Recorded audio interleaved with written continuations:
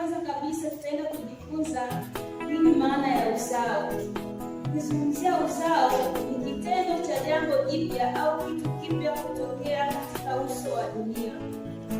Ni kitendo cha jambo jipya au kitu kipya kutokea katika uso wa dunia. Huo ni uzao. Unaposema Yesu Kristo alizaliwa, ina maana ni kitu kipya ambacho kilitokea katika uso wa dunia, ambayo huyo Yesu alikuja kwa ajili ya kuleta ukombozi. Kwa tunapoona uzao wa Kaini, manake ule uzao wa Kaini na wenzake wanazaliwa, manake ni wapya ambao hawakuwepo katika uso wa dunia, lakini walitokea kutokana na huo uzao wa Kaini. Ukisoma Isaya 9:6, naona kuzaliwa kwa Yesu, nasema alizaliwa mtoto mwanaume mshauri wa ajabu. Hakuwepo. Ina maana kuzaliwa kwake kulifanya vitu vingine viwepo na kuongezeka kwenye maisha ya watu. Lakini tunajifunza Kaini ni nani kwenye hiki kitabu. Kaini ni mtoto wa Adamu na Hawa ambaye alitenda vibaya, hatimaye akamuua Habili ndugu yake. Tumejifunza pale nyuma, tunaona Kaini ni mtoto wa Adamu na Hawa ambaye alitenda vibaya, hatimaye anamuua ndugu yake Habili. Lakini tunajifunza jambo lingine, nasema mwendelezo. Na tumesema uzao wa Kaini na mwendelezo wa uasi. Kusema mwendelezo ni kitendo cha jambo fulani kukua au kuongezeka. Hilo jambo linapokuwa au linapoongezeka, linaweza likawa jambo zuri au likawa baya. Lolote linaweza kuendelea na kuongezeka kwenye maisha ya watu. Tunaposema uzao wa Kaini na mwendelezo wa uasi, Kaini alifanya uasi.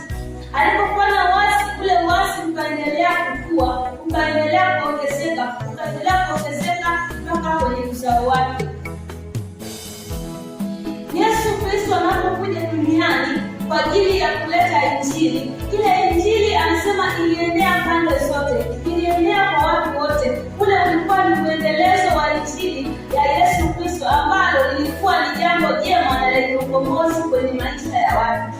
Kwa hiyo kama mwendelezo, linaweza likawa mwendelezo wa jambo zuri kwenye maisha au mwendelezo wa jambo baya kwenye maisha ya mtu.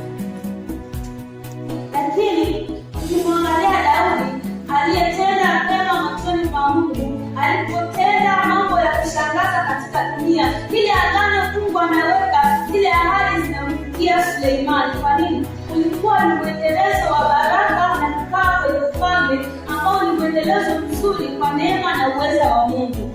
Kwa ukiona mwendelezo wa uzao wa Kaini unakuwa mbaya, basi ujue kuna mwendelezo wa uzao wa Daudi unakuwa mzuri. Kwa hiyo kwenye maisha ya mtu kunaweza kukawa kuna maendeleo chanya au maendeleo hasi kwenye hatua za mtu, lakini kila kitu kinaendelea. Unapoona kijana amekuwa mwizi, anafanya mambo maovu, kile tabia haijaanza akiwa kijana, kile tabia imeanza akiwa mdogo. Kwa hiyo matokeo ya sasa hivi ni yanatoka kule nyuma, kwa ule ni mwendelezo wa tabia. Tabia inazidi kukua na kuongezeka kwenye maisha yake. Kwa hiyo hiyo tabia isipokemewa, isipobadiliwa, ikabadilika, basi itakuwa ni mwendelezo wa uovu na mauti kwenye maisha yake, hatimaye kwenye uzao wake. Haleluya. Amen. Lakini kitendo cha mtu mmoja kutenda vibaya au kutenda vizuri kinaweza kikawa sababu ya watu kuendelea kwenye mwendelezo mzuri au mbaya. Kitendo cha Kaini kutenda vibaya, uzao wake unaendelea kwa mabaya, lakini kitendo cha Daudi kutenda vizuri ni mwendelezo wa mambo mazuri kwenye maisha ya watoto wake. Kitendo cha Yesu kuja ulimwenguni kuleta Injili yenye ukombozi kwenye maisha ya watu kumekuwa mwendelezo mzuri ambao hata sasa sisi tunaketi mahali hapa, ni kwa sababu ya Injili iliyoanzishwa na Yohana pamoja na Yesu akija kumtanguliza Yesu mwenyewe kwa ajili ya kuleta ukombozi kwenye dunia. Kwa hiyo akiwa mtu mmoja ambaye anaweza akatenda vizuri, yule mmoja atakuwa chanzo cha mambo mazuri kuendelea kwenye maisha ya watu. Kama Yohana alikuwa mmoja akaleta Injili ya Yesu kwa ajili ya kumfunua Yesu, watu walimtambua Yesu, watu wakajua Injili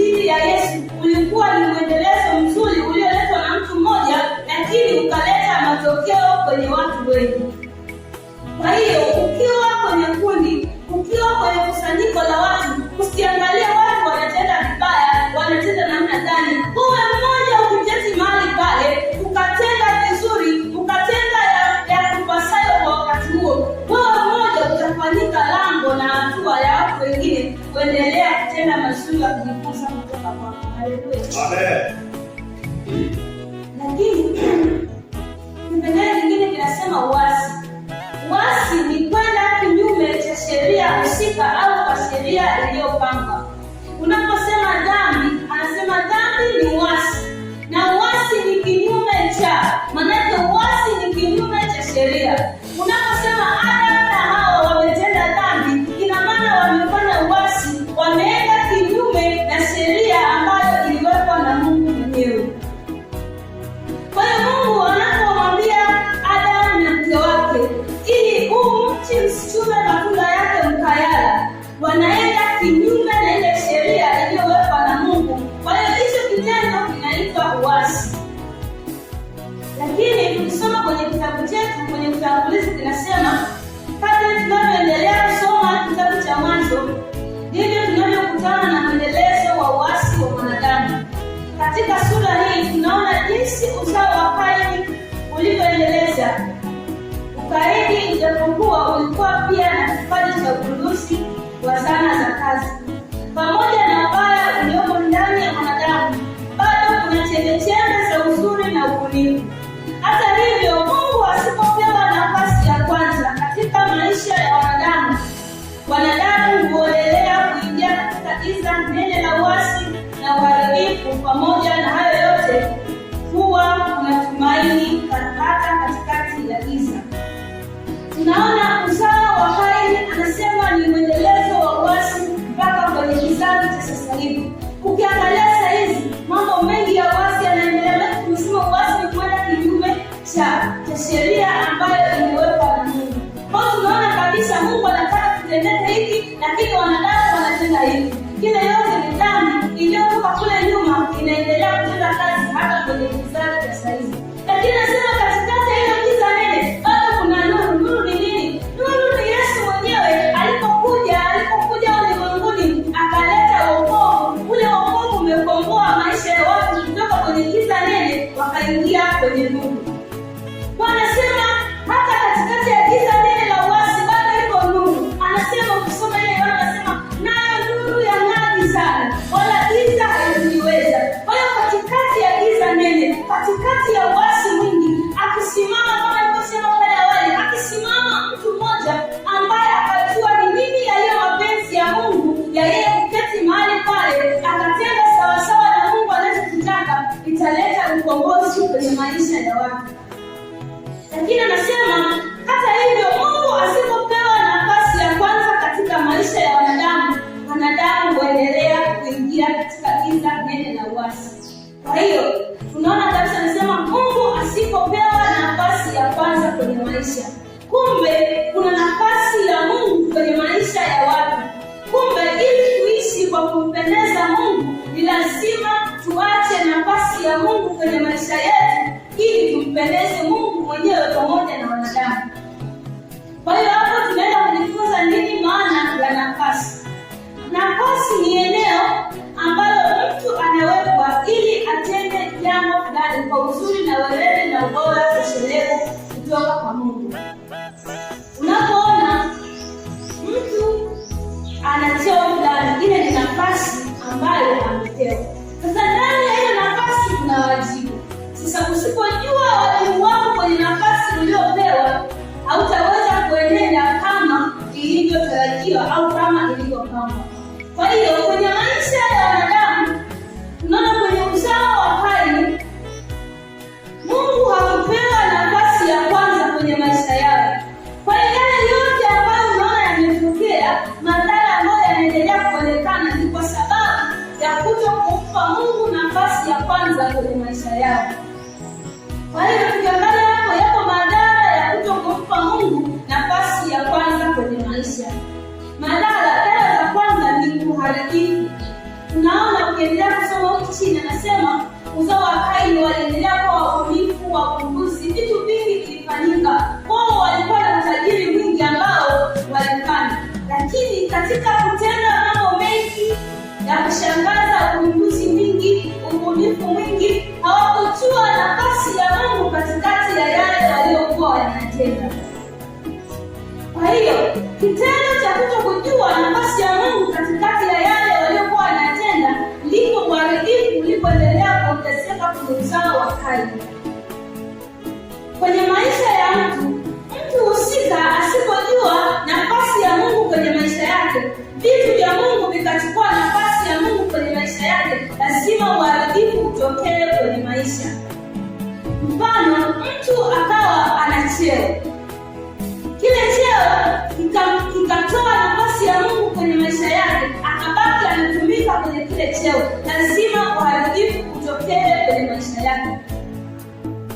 Nafasi ya cheo cha mtu au mali au elimu au fedha au chochote ikichukua nafasi ya Mungu, lazima kwenye maisha ya mtu uangamivu wa namna ya juu sana utokee kwenye maisha yake. Kwa maana licha ya mwanadamu kuwa na ubunifu, kuwa na mali nyingi, kuwa na utajiri, kuwa na fedha, kuwa na kila kitu cha thamani, bado inatakiwa tukumbuke nafasi ya Mungu kwenye maisha yako inatakiwa kuwa ya kwanza. Kwamba hivyo vitu vyote ambavyo Mungu amekupa neema ya kuwa navyo isichukue nafasi ya Mungu, isichukue nafasi ya Mungu ikakufanya wewe uone hivyo vyote vilivyofanyika umevifanya kwa juhudi zako, kwa nguvu zako, kwa uwezo wako na kila kitu cha kwako. Kwa hiyo katika hali zote na nyakati zote na majira yote na vitu vyote ambavyo mtu anaweza akawa navyo, lazima tukumbuke ya kwamba ipo nafasi ya Mungu kwenye maisha yako. Kwa hiyo mtu anapewa nafasi au anapewa cheo au Mungu anamuinua akawa mchungaji mkubwa, baada ya kutenda kazi kubwa ya kushangaza, watu wakapona, watu wakaokolewa, ile nafasi aliyopewa akaendelea kutumika kwenye nafasi, asijue aliyemweka kwenye nafasi akashindwa kuendelea kumsikiliza na kumtii yule aliyemweka kwenye nafasi, akatumika kwenye nafasi, lazima atoke uweponi mwa Mungu, lazima aende kinyume na Mungu, kwa sababu anasema yeye ndiye njia, kweli na uzima. Kwa hiyo kama unatambua mahali ambapo uko, ile nafasi ambayo umepewa ni Mungu mwenyewe aliyokupa, lazima ufuate maagizo au maelekezo au amri ya yule aliyokuweka, kwa sababu pale ulipoketi haujaketi kwa mapenzi yako. Aliyekuweka ni Mungu. Kama ni Mungu amekuweka, ina maana anakusudiwa ndani yake. Kama Mungu anakusudi ndani yako, hataki utende kama wewe unavyojua au hataki utende kama mazingira yanavyosema. Anataka utende sawasawa na mapenzi yake, ili utimilifu wa jambo utokee kutokana na kusudi ambalo Mungu alipanga kwenye maisha yako. Kwa hiyo endapo unayo nafasi kwenye kitu chochote, haijalishi nafasi ndogo, ya kati, ya juu, hiyo nafasi isifanye ukaondoa nafasi ya Mungu kwenye maisha yako, kile cheo kikachukua nafasi ya Mungu. Kwa hiyo katikati ya yote, katikati ya mambo mengi makubwa ambayo mtu anaweza akatenda, bado nafasi ya Mungu inatakiwa kuwa ya kwanza kwenye maisha ya mtu.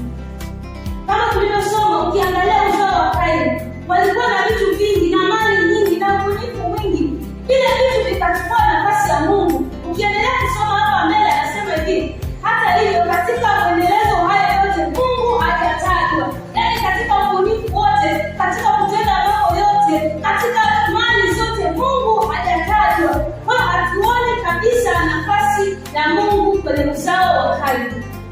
Lakini tunajifunza sisi kwetu leo, mtu akifika mahali fulani anaona kama pale mahali alipo amejiweka mwenyewe. Kwa hiyo ile nguvu ya kusema hapa nilipo nimefika kwa uwezo wangu, akasahau kwamba hapa nilipo ni Mungu amenifikisha. Kwa hiyo ile nafasi au cheo au mali itachukua nafasi ya Mungu. Ikishachukua nafasi ya Mungu, ndio uangamivu unapoanzia. Kwa hiyo licha ya yote, licha ya mambo mengi, nafasi ya Mungu inatakiwa kubaki kama Mungu apendavyo. Licha ya yote, bado Mungu anatakiwa kuwa wa kwanza kwenye maisha ya mtu. Lakini kitu kingine kinazungumzia mafanikio. Mafanikio ya uzao wa Kaini, kwamba kuna watoto wa Kaini walifanikiwa, walitenda vitu vingi, walitenda mambo ya kushangaza, mambo ya ajabu. Lakini tunasema nini? Mafanikio ni ongezeko au hatua mpya kwenye maisha katika kutenda jambo fulani unapowekwa kwenye nafasi. Ukiwa kwenye nafasi na mtu anatoa hotuba unasema nimefanikiwa au nimefanikiwa kutenda hiki na hiki na hiki. Kumbe baada ya kuwekwa kwenye nafasi ukajua wajibu wako, ule wajibu ulipotenda ipasavyo, ukatoa hatua mpya kwenye maisha yako, hatimaye ukatokea faida kwenye maisha ya watu wengine. Katika kufanikiwa kwako, nafasi ya Mungu isionekane, isionekane kutolewa nafasi ya Mungu katika kufanikiwa kwako. Kama ambavyo akina Kaini uzao wake uliendelea kufanikiwa, mafanikio yao yanachukua nafasi ya Mungu. Kwa hiyo katika kutenda, katika kufanikiwa, katika mambo yote, bado tujue Mungu anatakiwa kuwa wa kwanza kwenye maisha yetu. Haleluya. Nenda kusoma, anasema mafanikio ya Kaini yanachafuliwa na ndoa za watu wengi, vurugu na kudhalishana ukatili. Zana ambazo Tubal-Kaini alitengeneza huenda zilikuwamo na silaha. Maneno ya Lameki kwa wake zake ni wimbo wa upanga wake. Nasoma Mwanzo 4:23-24. Lameki anajivunia kujitegemea kwake na kusema kwamba kwa nguvu zake mwenyewe na kwa silaha zake mwenyewe atafanya zaidi kuliko Mungu. Kwa tunaona Lameki anajivunia, anasema kwa silaha zake na kwa nguvu zake ametenda yale yote. Anasahau nafasi ya Mungu katikati ya utendaji wake. Anasahau kama katikati ya kutenda kwake ni Mungu aliyempa neema na kumfanikisha kutenda yale yote. Kwa hiyo ukiona mtu anaangamia au ukiona mtu anafika level fulani halafu kinafika kipindi anashuka, usiseme labda kuna nini. Kuna nafasi ya Mungu iliondolewa katikati ya mafanikio yake. Kwa hiyo kama kwenye maisha kuna nafasi ya Mungu, basi ujue kuna nafasi ya wewe mwenyewe. Kwa hiyo ili jambo litimike kwa uzuri, lazima mimi nitambue nafasi yangu, halafu nitambue na nafasi ya Mungu katika utendaji wangu. Hatimaye mambo yote yataenda kama Mungu anavyotaka. Ndio maana nasema Mungu hivi, anasema tumuombe. Sasa kama anasema tuombe, ina maana ile ni nafasi au wajibu wa mimi kwenda kumuomba Mungu. Nafasi ya Mungu ni kusikiliza na kutenda kama yeye atakavyo, sio mimi nitakavyo. Kwa hiyo mimi nikitumika vema kwenye nafasi nilionayo, halafu nikatambua nafasi ya Mungu kwenye utendaji wangu, mambo mengi lazima yatokee kwenye maisha yangu. Yaani wewe ukitambua nafasi ya Mungu katikati ya cheo chako, ukatumika vizuri kwenye cheo ambacho umewekwa, na ukaacha nafasi ya Mungu kutenda anayotaka kuyatenda, lazima uone mambo makubwa na ya kushangaza yatokee kwenye nafasi na cheo ulichowekwa. Kwa hiyo licha ya mtu kuwa na vitu vingi, licha ya mtu kuwa na mali nyingi, asisahau nafasi ya Mungu kwenye maisha. Ukiona mtu amekuwa mwimbaji mzuri, mtu amekuwa mhubiri mzuri, katika kuhubiri kwake, katika kuimba kwake, akaendelea kutumika kwenye kile kipawa na karama ambayo Mungu amempa, akasahau kumtumikia aliyemweka kwenye ile nafasi au aliyempa ile karama, lazima kitafika kipindi ataanza kutenda kama yeye anavyoona au kama yeye anavyotazamia au kulingana na uwezo wake. Ina maana anasahau kabisa nafasi ya Mungu. Lakini kipengele kingine kinasema tumaini jipya kwa Adamu na Hawa. Anasema baada ya Kaini kumua Habili nduguye, Bwana alimpatia Hawa mwana mwingine, naye akaitwa jina lake Seti. Kwa kuwa mipango ya Mungu haiwezi kuzuiliwa na matukio. Kwa hiyo tunaona bado vilikuwepo tumaini jipya kwenye uzao wa Adamu na Hawa. Anasema licha ya Kaini kumua ndugu yake Habili, bado jambo zuri lilitokea kwamba Adamu na Hawa walipata mtoto mwingine, mwanaume ambaye angeweza kutenda vizuri kwenye maisha. Anasema hivi, kwa kuwa mipango ya Mungu haiwezi kuzuiliwa na matukio. Kwa tujue kabisa matukio yote ambayo yanaweza yakatokea kwenye maisha ya Mungu,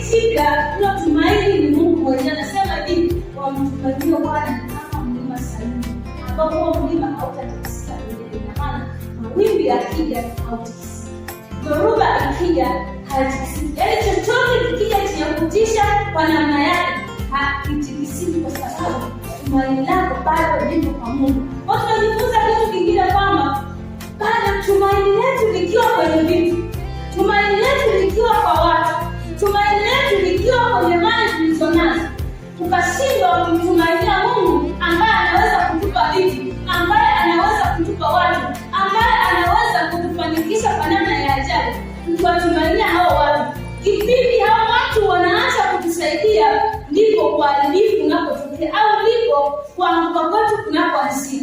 Kwa hiyo licha ya mambo mengi, licha ya mali mtu ambazo anaweza kawa nazo, akawa na magari na nyumba na fedha na utajiri wa kila namna, bado tumaini la kwako lisibaki kwenye vitu, ila tumaini lako liende kwa Mungu ambaye anaweza kukupa hivyo vitu. Kwa hiyo Adam na Hawa walikuwa wanatumaini kwa wale watoto tu, kwamba mimi natumaini nimepata hawa watoto watatenda vizuri, watampendeza Mungu, watafanya kila kitu vizuri. Alafu inatokea Habili anauliwa na ndugu yake, tumaini la wazazi wake linaisha. Bado tumaini jipya lilitokea kwenye maisha yao na kupata mtoto mwingine. Kwa hiyo hata kwenye maisha yetu, licha ya kwamba uharibifu unaweza ukatokea, dhoruba inaweza ikatokea, unaweza ukatengwa na watu ambao wametegemea au kutarajia wanaweza wakawa na msaada kwenye maisha yako, lipo tumaini jipya ambalo ni Mungu mwenyewe au Yesu Kristo alipokufa pale msalabani akasema yote yamekwisha, kwamba kama ni magonjwa yameisha kwa msalaba, kama ni mateso yameisha kwa damu ya Yesu, kama ni chochote kibaya kwenye maisha kimeondoka kwa jina la Yesu.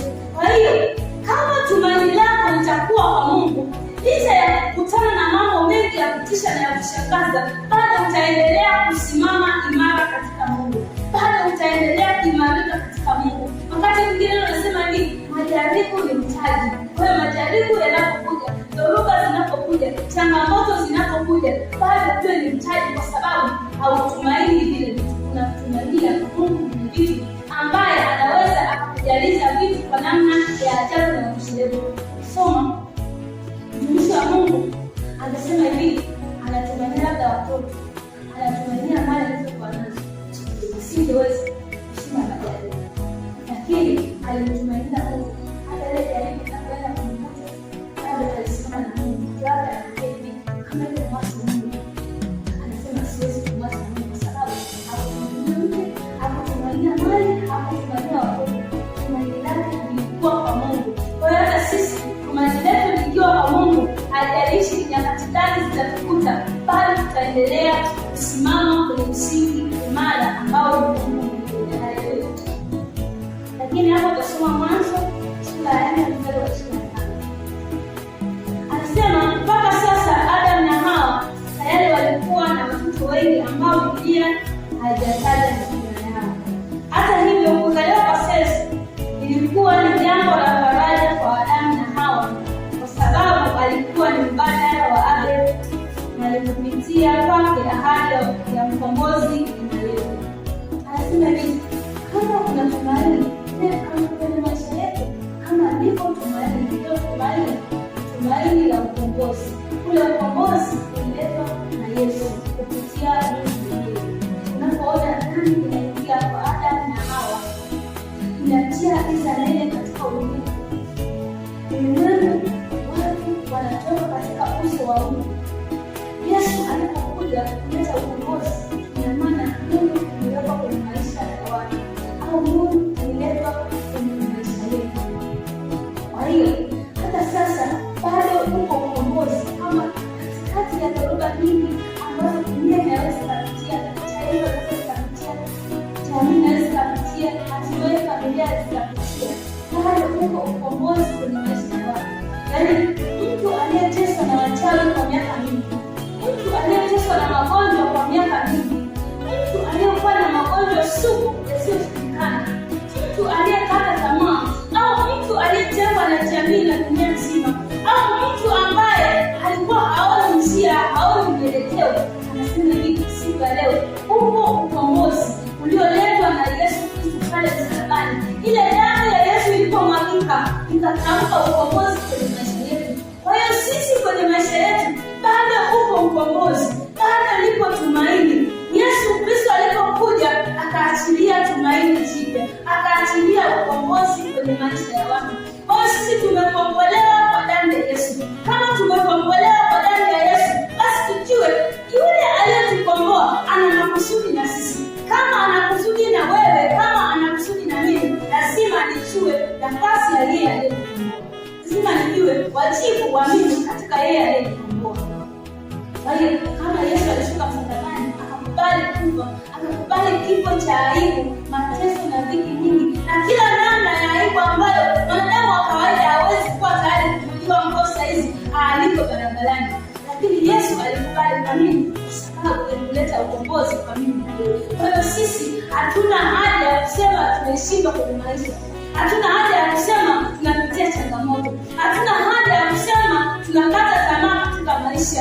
Tuna haja ya kusema lipo tumaini la wokovu, upo ukombozi ambao Yesu mwenyewe alileta, akatukomboa sisi, akatuokoa kwenye mateso, akatutoa kwenye laana, akatutoa kwenye dhiki, akatutoa kwenye shida, ili tumjue Mungu, ili tumishi Mungu, ili tutende mapenzi ya Mungu, ili tutumike kama Mungu anavyotaka. Yesu anasema kama vile Baba ulivyonituma, mimi na mimi ninawatuma wao. Kwa hiyo wao waliotumwa sio mtu mwingine, sio akina Paulo ambao tunawasoma, lakini kwenye kizazi cha leo ni mimi na wewe. Kama Yesu alivyotumwa na Mungu kwa ajili ya kuleta ukombozi, akasema na mimi ninawatuma wao. Kwa hiyo tujue kabisa sisi tuna nafasi kubwa ya kutumika mbele za Mungu kwa namna yoyote ambayo itampendeza Mungu kwenye maisha yetu, kwa namna yoyote ambayo ni mapenzi ya Mungu kwenye maisha yetu. Haleluya, amen.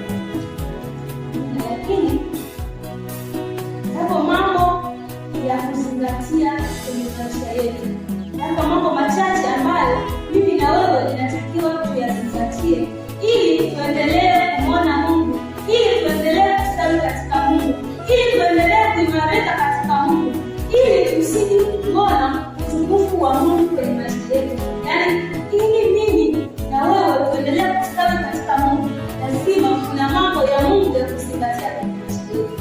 Ili mtu awe na tumaini jipya, lazima awe na mambo iliyokumpa tumaini katika huyo ambaye anatuongoza. Ili mtu apige hatua moja kwenda hatua nyingine, lazima ajue nafasi yake kwenye maisha. Ili mwendelezo wa mambo mema katikati ya mambo mabaya uonekane na kuendelea, lazima mimi na wewe tusimame katikati ya hilo giza, tumulike taa zetu zisiwe nuru, ili katikati ya giza nuru ionekane kwenye maisha ya watu. Lakini jambo la kwanza nasema, nafasi ya kwanza kwenye maisha iwe Mungu. Kwamba jambo la kwanza la kuzingatia ni nafasi ya kwanza ya Mungu. Kama tulivyosoma, ukiona uzao wa Kaini unafanya uharibifu, unafanya mambo mengi ya kushangaza, yenye aibu, yenye kila uovu, tunaona nafasi ya Mungu iliondoka kwenye maisha yake. Kwa hiyo nafasi ya Mungu inapoondolewa kwenye maisha ya mtu, yule mtu hawezi tena kuwa na utu kama Mungu alivyotaka. Ndio maana ukiona mtu hajampokea Yesu Kristo kuwa ni Bwana na Mwokozi kwenye maisha ya kwake, anaweza akatenda jambo lolote baya. Ndio maana mauaji yanaonekana, mambo mabaya yanatokea, utekaji unaonekana, kila kitu kibaya kinaonekana. Kwa nini? Hakuna Mungu ndani ya mtu anayetenda hayo mambo. Hakuna Mungu ndani ya mtu ambaye anaweza kumwamuru atende mambo mazuri. Ili mimi nitende jambo zuri, lazima nafasi ya Mungu ionekane ndani ya moyo wangu.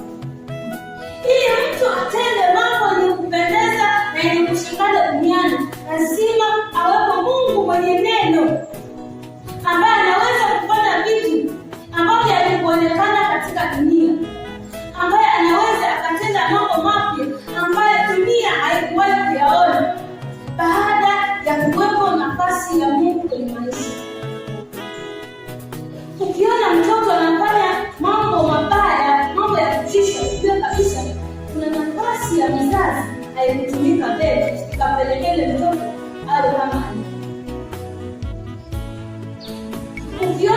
kipindi mtoto amekuwa ameongezeka mwili, halafu mambo anayofanya ya ajabu, ujue mzazi, iwe ni mama au baba, hakucheza kwenye nafasi yake ya malezi mazuri ili watoto wake waishi kwenye maisha ya kumpendeza Mungu pamoja na wanadamu. Ukiona mwendelezo wa mambo mazuri unatokea kupitia Yesu, jue Yesu mwenyewe alijua nafasi yake katika ulimwengu. Ukiona injili ya kina Paulo inaenea maeneo mengi, jue Paulo alitambua nafasi ya kwake na nafasi ya Mungu katika kutenda kwake. Ukiona mwendelezo wa mambo mazuri yanatokea kwenye dunia, ujue kuna mtu hata mmoja ametambua nafasi yake na nafasi ya Mungu kwenye kile anachokitenda ili mambo mazuri yatokee kwenye maisha ya watu. Kwa hiyo nafasi ya kwanza kwenye maisha isiwe ni vitu au isiwe ni watu au isiwe ni mali ambazo tunaweza kuwa nazo, ila nafasi ya kwanza kwenye maisha ya mimi na wewe iwe ni Mungu. Anasema hivi, hapo mwanzo hakuna kitu ambacho kilikuwepo, lakini vyote vilifanyika kwa neno. Na maana nafasi ya neno ilikuwepo ili vyote vifanyike. Nafasi ya neno ambayo ni Mungu ilikuwepo, vikatokea vitu ambavyo sasa hivi vinaonekana. Kwa hiyo nafasi ya Mungu ikiwa ni la kwanza kwenye maisha yetu, vile vitu ambavyo havikuwahi kuonekana, yale mambo ambayo dunia haikuyaona, yale mambo ambayo jamii haikuyaona, yale mambo ambayo hata wewe mwenyewe haukuyaona, ila nafasi ya Mungu ikiwepo kwenye maisha yako, yale mambo lazima yaonekane, yale mambo lazima yatokee kwenye maisha ya mtu. Lakini jambo la pili nasema, mafanikio yako yawe katika njia uliyoambiwa. Unaona, mafanikio ya uzao wa Kaini, anasema hivi, anajivunia silaha na nguvu alizokuwa nazo. Kwa hiyo mafanikio yake hayakuwa katika Mungu, ila kufanikiwa kwake alijua ni uwezo na nguvu ambazo anazo. Alisahau ya kwamba zile nguvu, yaani hajachukua hewani au hajachukua mahali popote, au ule ubunifu ambao walikuwa nao, anasahau ya kwamba ni Mungu mwenyewe alimpa. Akasahau ya kwamba uwezo ambao anao haujatoka hewani, umetoka kwa Mungu. Akatenda kama anavyotaka, uangamivu unaendelea.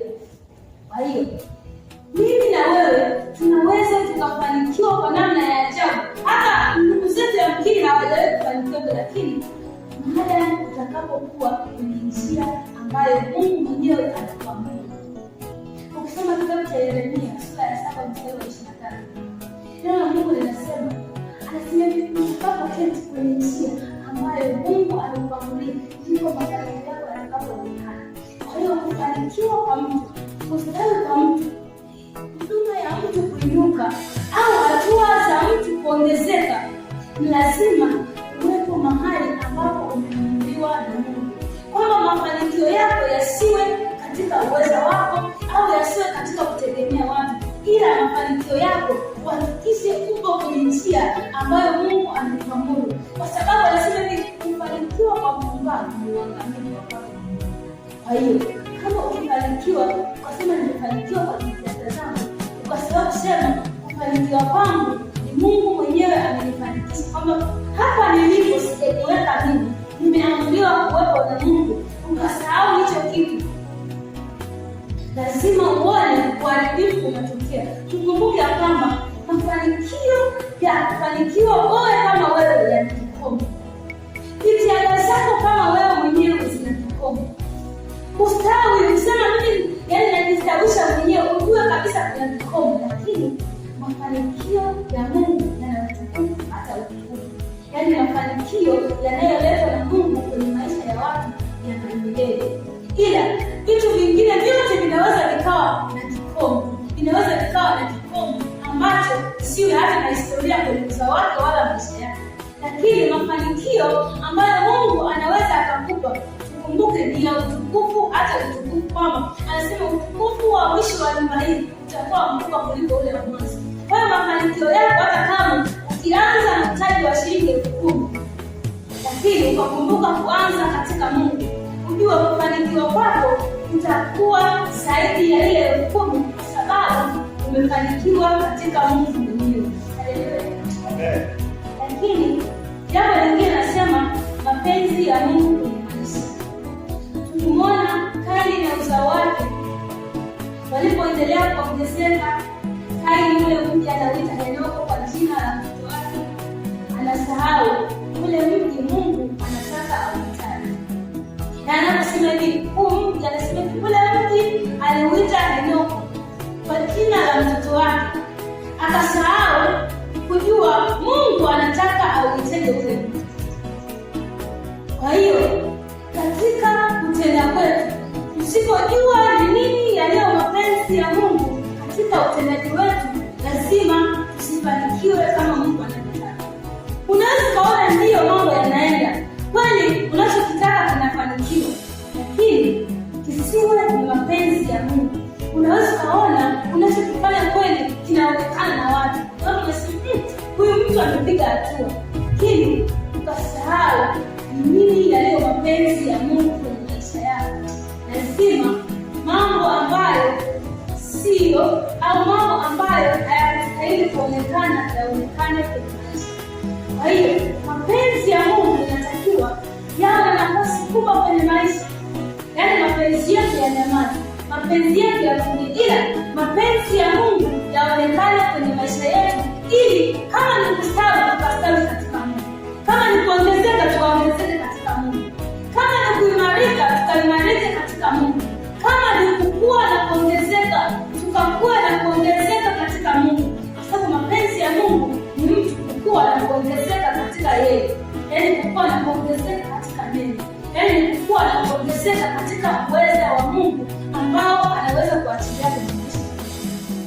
Kwa hiyo mapenzi ya Mungu yakitumika katika kutafuta kwetu, yaani ukaacha kutanguliza hisia zako, ukaacha kutanguliza matamanio yako, ukaacha kutanguliza jitihada zako binafsi, kabla ya kuanza chochote ukakaa na kusema, ngoja nimuulize Mungu katika hiki nilichopanga kukifanya au katika hiki ninachotamani kukifanya, Mungu anataka nini? Mungu anataka nitendeje? Mungu anataka nifanye vipi? Lazima ustawi. Lakini usipokaa na kusema hivi, ngoja nimuulize Mungu katika hiki anataka nini, lazima uone uharibifu na uangamivu ukitokea kwenye maisha yako. Amina. Kwa hiyo mwendelezo wa mambo mapya, mwendelezo wa mambo mema kutokea, hayaanzi na watu 100, hayaanzi na watu 50, hayaanzi na maelfu ya watu. Yanaanza na mtu mmoja aliyetambua nafasi ya Mungu.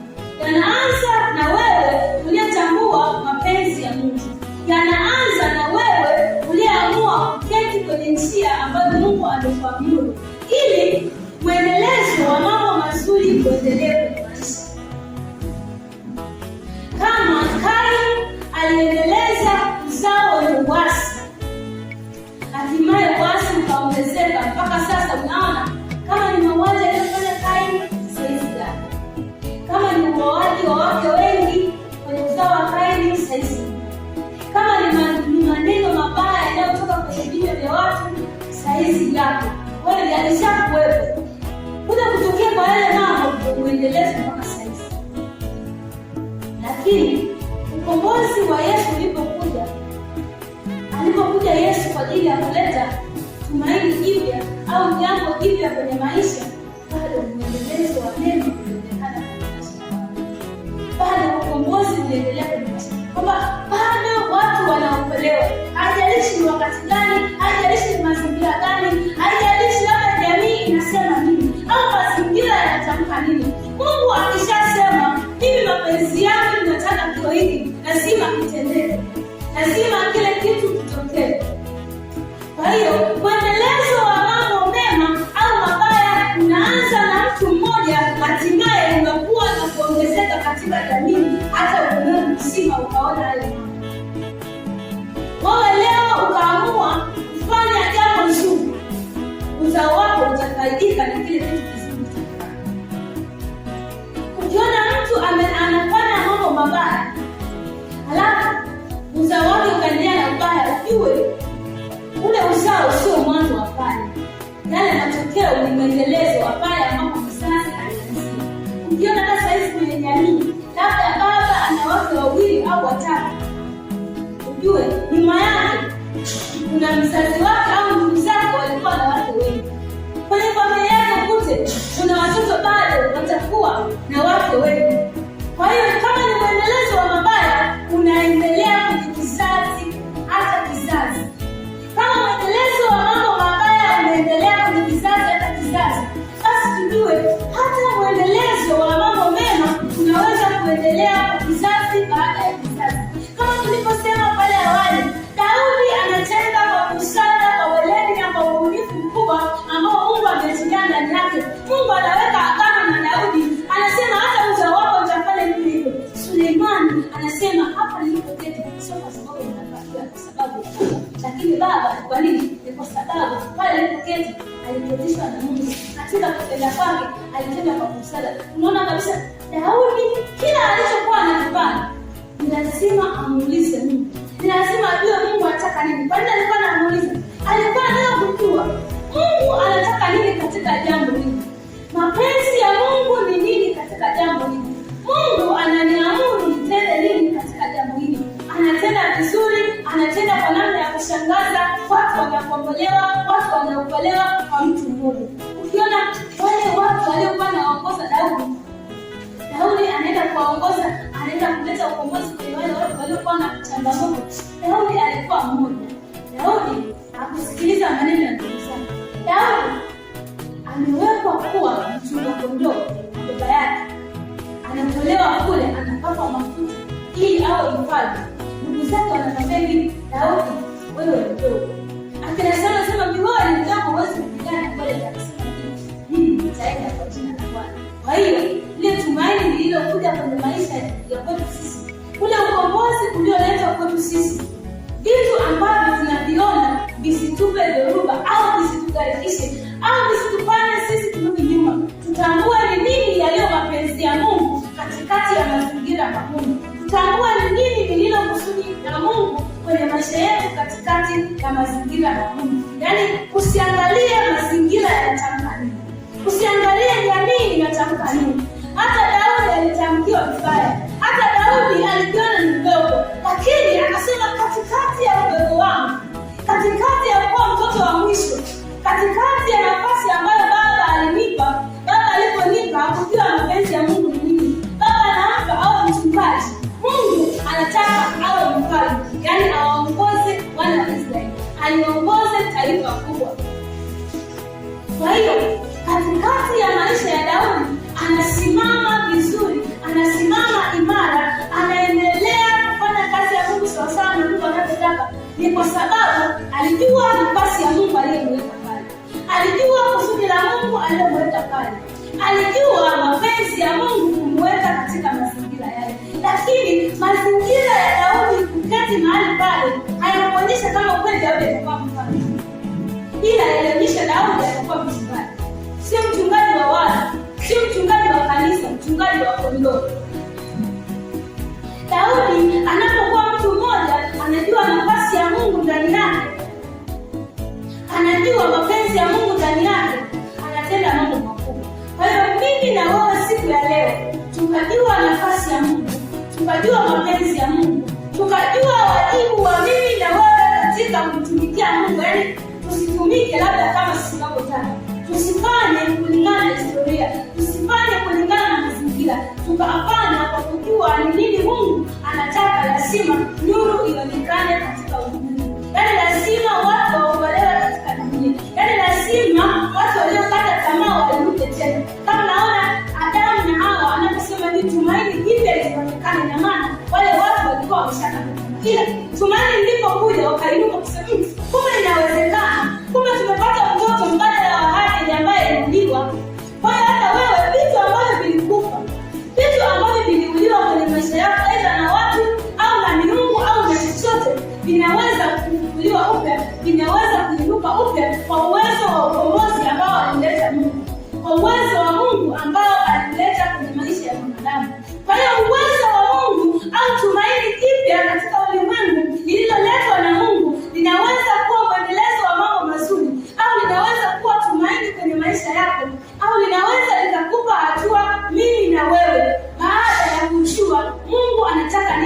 katikati ya hayo mazingira. Amina. Kwa hiyo ukisema hivi uzao wa Kaini na mwendelezo wa uasi, basi tujue kuna uzao wa mimi na wewe ambaye tumeshakombolewa na Mungu, ukawa ni mwendelezo wa mambo mema kutokea katika dunia. Yaani kusema hivi uzao wa Kaini unaendelea na uasi, ujue kabisa uzao wako ambao umeshakombolewa na Mungu unaweza kuendeleza mambo mazuri ambayo yalianzia kwako au yalianzia kwa mzazi wako. Tukiona ule uasi wa Kaini ulianzia kwa wazazi ukaendelea, basi tujue kutenda kwako vizuri au kutenda kwa mimi na wewe vizuri unaweza kukawa mwendelezo wa mambo mazuri kizazi baada ya kizazi. Yaani wewe unapostawi leo au unapokuwa na kuongezeka katika Mungu, utajifunza jinsi ya kuwalea watoto wako wakue na kuongezeka katika Mungu ili wakafanikiwe na wao katika Mungu.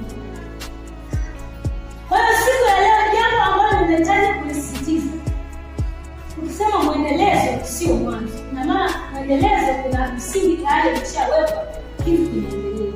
Kwa hiyo kama na mimi na wewe tukiamua kuendelea katika kumwishi Mungu, katika kujua mapenzi ya Mungu, katika kuketi kwenye njia ambayo Mungu ametuamuru, lazima kuwe kuna mwendelezo wa mambo mazuri kwenye maisha ya watu. Amina. Lazima kuwe kuna mwendelezo kwenye kizazi kilichopata tamaa. Lazima kuwe na mwendelezo wa mambo mazuri kwenye dunia ambayo ukiangalia kwa macho ya nje unasema yaani haiwezekani tena kuishi, lakini bado lipo tumaini na Mungu mwenyewe lililoletwa na ukombozi wa Yesu kwenye maisha ya watu. Kwa hiyo nafasi yangu, nafasi yako, wajibu wangu, wajibu wako unapowekwa mahali, lazima utumike vyema. Usitumike tu vyema kama wewe unavyotaka au mazingira yanavyotaka. Katika kutumika kwako, ujue Mungu anataka nini kwenye utumishi wako. Ujue Mungu anahitaji nini kwenye utumishi wako. Ujue Mungu anahitaji nini